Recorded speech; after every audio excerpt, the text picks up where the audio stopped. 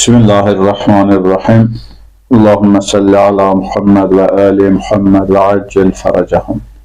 Bugün mən istəyirəm onkoloji xəstələrə dövlət dəstəyi ilə bağlı danışaq. Bildiyiniz kimi onkoloji xəstəliklər, xərçəng xəstəliyi son dövrlərin çox ciddi bir bəlasına çevrilib. Dünyanın hər yerində bu xəstəlik var. Sadəcə hansı ölkələrdə ki, səhiyyə sistemi yüksək səviyyədədir və insanların maddi rifahı normaldır, o ölkələrdə xərçəng xəstəliyinin, onkoloji xəstəliklərinin qarşısı alınır, müalicə olunur. Azərbaycan kimi ölkələrdə isə çox təəssüflər olsun ki, hər il yüzlərlə, minlərlə yaxınımızı, doğmamızı, ən az Azərbaycan vətəndaşını bu xəstəlik əlimizdən alır, aparır. Və xüsusən son dövrlər bu xəstəliyin çox gəncləşməsi əsas narahat edici məqamlardan biridir. Mən bu yaxınlarda çox belə hadisələr çox eşidirəm, oxuyuram mediadan, yaxın qohumlarda belə hadisələr, belə hallar qeyd olunur. Həqiqətən ürək ağrıdıcı vəziyyətdir ki, Azərbaycanda gənclər təqribən 20-dən yuxarı, 30-dan aşağı yaş qrupuna aid olan şəxsləri mən nəzərdə tuturam. Bilirsiniz ki, Azərbaycanda gənc 35 yaşına qədər gənc hesab olunur. Mən o kateqoriyanı nəzərdə tuturam. Gənclərin ümumiyyətlə bu xəstəliyə yoluxmaları və heç bir deməli, çarə tapılmadan gənc yaşlarında dünyaları dəyişmələri bu ağrıdıcı haldır. Əlbəttə ki, ölümlə olum Allahın əlindədir. Biz buna qarşı hər hansı bir deməli, məsələ, yəni buna qarşı nəsə edə bilmərik. Amma ağlın, məntiqin, müasir təbabətin, səhiyyənin də deməli, ən azı tədbir xarakterli bir sözü var. Azərbaycanda demək olar ki, bu xəstəliyə yoluxanların əksəriyyəti imkansızlıqdan dünyasını dəyişir. Başqa ölkələrdə, inkişaf eləmiş ölkələrdə ola bilsin ki, bu ölüm, deməli, ömrün bitməsi hesab etmək olar. Amma Azərbaycanda deməli, bu xəstəlik yoluxan insanların əksəriyyəti imkansızlıqdan dünyalarını dəyişirlər. Əslində, bugün elm sübut edir ki, xərçəng xəstəliyi heç də müalicəyə deməli, cavab verməyən vəhşi bir xəstəlik deyil. O da ram olan xəstəlikdir. Sadəcə bir məsələ var ki, bunu öncədən bu xəstəliklə bağlı düzgün diaqnostik olunsun, düzgün diaqnoz qoyulsun. Vaxtında əgər bilinərsə və uyğun müalicə başlanılarsa, bu xəstəliyin qarşısını almaq mümkündür. Bu çox ciddi bir mövzudur. Azərbaycan əhalisi demək olar ki, ancaq həkimə son anda, yəni skora ilə, təcili yardım maşını ilə aparılır. Əksəriyyət biz belə görmüşük, bu artıq həm də adət halında alıb bizim cəmiyyətdə oturuşub. Amma bu hadisənin, yəni bu adətin əsas səbəbi insanların öz canlarına deməli qəsd etmələri deyil. Sadəcə imkansızlıq vəziyyəti gətirir, o həddə çatdırır ki, o qədər digər problemlər, sosial problemlər, digər həyat qayğıları o qədər şiddətli vəziyyətdə insanlara baskı edir ki, insanlar öz ağrılarını ötüşdürürlər və nəhayət o gəlib partlama həddinə gəlib çatanda həkimə gedir və demək olar ki, həkimə gedənlərin də ən azı yarı faizi əməliyyatda olurlar. Yəni, o qədər gec müraciət olunur. Bu xəstəliyin vaxtında müraciət edilməsi, deməli, daha doğrusu insanlar normal şəkildə heç olmasa ildə bir dəfə və yaxud da gənclər bir neçə ildən bir ümumi müayinədən keçərlərsə, bu xəstəliklər vaxt əvvəldən, yəni şiddətlənməmişdən əvvəl ortaya çıxarsa, əlbəttə ki, müalicə mümkündür. Bu ayrı bir mövzudur. Yenə də dediyim kimi bu məsələlərin hamısı gəlib çatır iqtisadi vəziyyətə, insanların maddi durumuna. Amma dövlət dəstəyindən mən əvvəl dedim ki, xərçəng xəstələrinə, onkoloji xəstələrə dövlət dəstəyini. Əziz izləyicilər, mən bu videodan əvvəl bir yüngülvari araşdırma apardım internet üzərindən. Gördüm ki, həqiqətən bizim ölkə digər məsələlərdə olduğu kimi bu mövzularda çox geridə qalır, çox geridə qalır. Və xərçəng xəstəliyinə görə ən çox vəfat edən, yəni Azərbaycanlılar xərçəng xəstəliyinə görə təqribən dünyada 100-cü yerdə dayanır. Xərçəng xəstəliyinə görə ölənlərin sayının müqayisədə 100-cü yerdə dayanır. Mən sizə bir statistika deyim ki, bunu əlbəttə ki, Beynəlxalq Səhiyyə Təşkilatının statistikasıdır. Həm Gürcüstan, həm Ermənistan bu məsələdə bizdən qat-qat öndədir. Yəni, bizdə Azərbaycanda xərçəng xəstəliyinə yoluxanların, yəni xərçəng xəstəliyinə yoluxan şəxslərin ölüm halları daha çox qeydə alınır, nəinki Ermənistanda və Gürcüstanda. Bu da onu göstərir ki, regionda hakimiyyət sinəsinə deyir ki, regionda Azərbaycan hökuməti liderdir, Azərbaycan dövləti liderdir filan bəsməkan, amma nə yazılar olsun ki, bütün göstəricilərdə biz Cənubi Qafqazın 3 ölkəsindən biri, amma o 2 ölkənin ikisindən də geridə qalır. Onların nə nefti var, nə qazı var, nə təbii sərvətləri var, heç bir şeyləri demək olar ki, yoxdur. Amma Azərbaycanın bu qədər təbii sərvətləri ola, yenə də bu məsələlərdə həmişə geri qalır. Əziz izləyicilər, hətta mən gördüm ki, Gürcüstanda və Ermənistanda xərçəng xəstəliklərin, əməliyyatların və bəzi dərman preparatlarının verilməsində dövlətin konkret olaraq dəstəyi var, yardımı var. Ümumiyyətlə, Avropa ölkələrində bu xərçəng xəstəliyi ilə bağlı bütün öhdəliklər sığorta şirkətlərinin və dövlətin üzərində qalır. Çox cüzi, nəzərə çarpmayacaq vəziyyətdə, deməli, ancaq insanların öz istəyi ilə həkim yazmadığı reseptləri insanlar özləri ala bilərlər, amma qalan bütün dərmanlardır, müalicəsidir, hər bir şeydir. Ümumiyyətlə, onkoloji xəstəliklərlə bağlı nə varsa hamısını sığorta şirkətləri qarşılayır. Yəni, vətəndaş bir qəpik də pul ödəmir, o əməliyyatının nə qədər tutmasından asılı olmayaraq Avropada vəziyyət belədir. Biz yenə də qayıdırıq region ölkələrinə. Region ölkələrində deməli, Cənubi Qafqaz ölkələrini nəzərdə mən tuturam. Həm Ermənistanda, həm Gürcüstanda onkoloji xəstələrin əməliyyatı ilə bağlı dövlətin konkret deməli, dəstəyi var. Dediyim kimi, kimyoterapiya deyilən dərman deməli, müalicələri ilə, dərmanla müalicə üsullarında da, onda da bir mənalı olaraq, konkret olaraq müəyyən vəsaitə qədər təqribən, məsəl üçün, Ermənistanın da deyə bilərik, Ermənistanda 750 dollardan dollara qədər, deməli, il ərzində səhv etmirəmsə, dövlət hətta dərman müalicəsində də dəstək olur, yardım göstərir. Biz başqa ölkələrdə, bir çox Afrika ölkələrində görürük ki, bu xəstəliklər yəni Allahın ümidinə buraxılıb, insanlar talihin, daha doğrusu talihin ümidinə buraxılıb, kasıb ölkələrdir, qəbilə, tayfa ölkələrindən söhbət edir.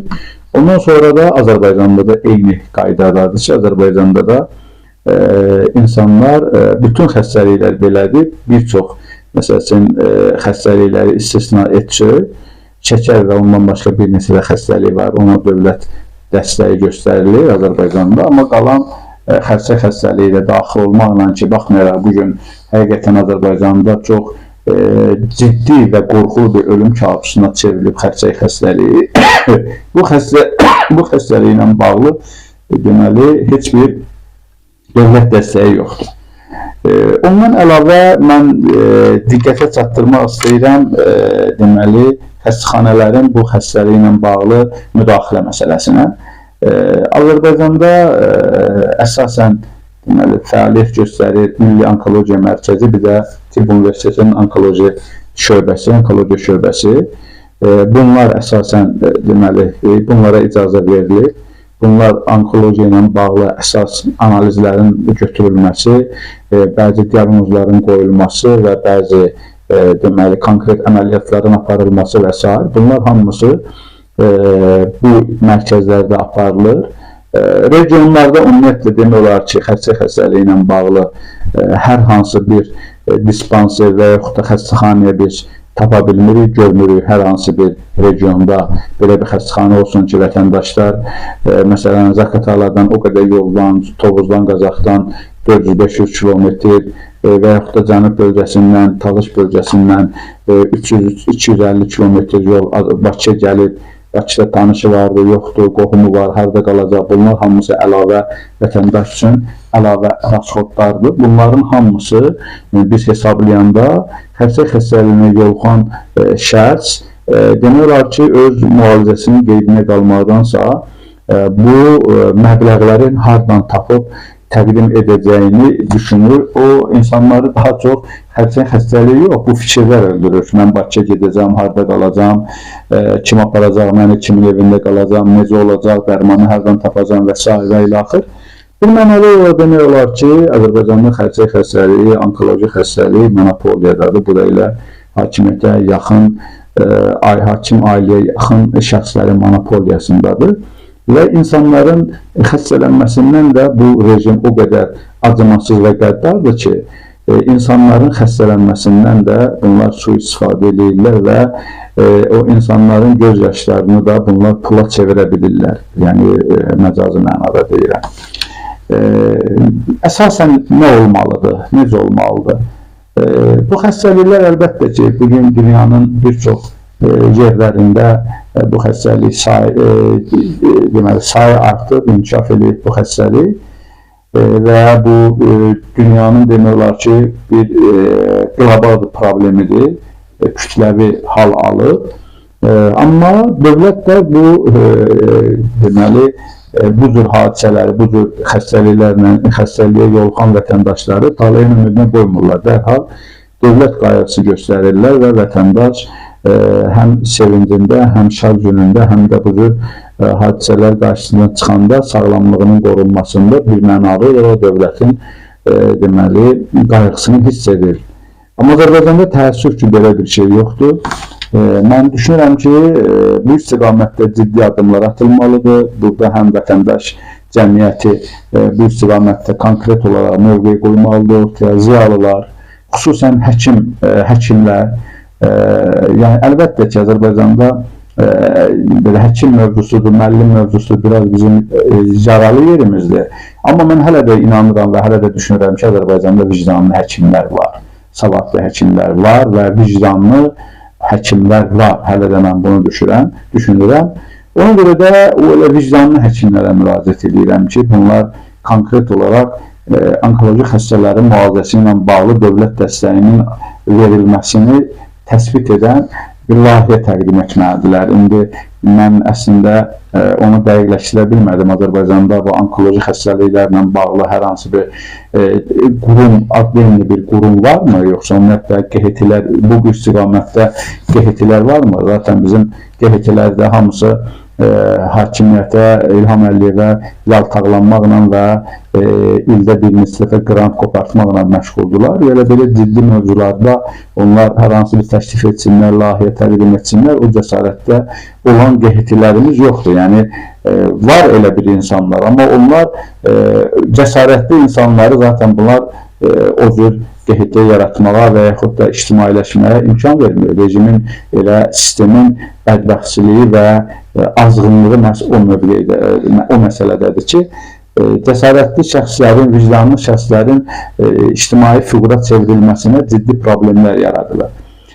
Amma hər halda yenə də mən QHT-lərə müraciət edirəm, vətəndaş cəmiyyətinə müraciət edirəm, xüsusən həkimlərə müraciət edirəm və Azərbaycan hakimiyyətindən isə tələb edirəm ki, gecikmədən onkoloji xəstələrlə bağlı konkret dövlət layihəsi qoyulmalıdır ortaya və bu cür xəstəliklərin dərman müalicələri ən azı birinci mərhələdə əməliyyatları, sonraki mərhələdə dərman müalicələri və üçüncü mərhələdə isə bütün tam olaraq bu xəstəliklərin analizləri, diaqnoz qoyulması, ilkin yoxlanılması, yəni onkologiya ilə bağlı nə varsa hamısını dövlət öz üzərinə götürməlidir. Bunu ya xüsusi olaraq bunu götürməlidir üzərinə, ya da ki, icbari tibbi sığorta yəni artıq Azərbaycanda formalaşıb, düzdür elə tam formalaşmayıb, amma bu formalaşma mərhələsindədir,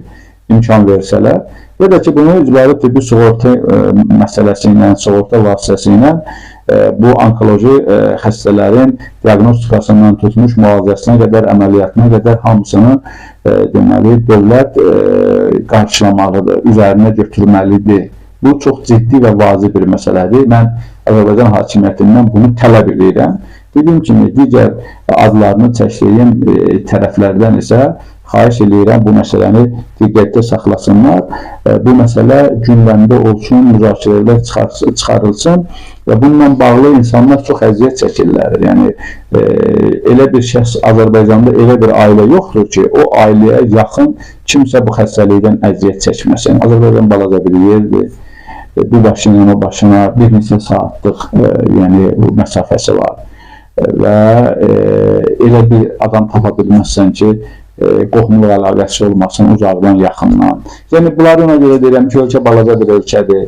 Amma nefti, qazı, bütün sərvətləri, Allah təbii sərvətləri bu ölkəyə, bu xalqa əta eləyib, bunu verib. Amma bir qrup quldursa gəlib oturub, o Allahın verdiyi niməti öz adına çıxır və onu mənimsəyir.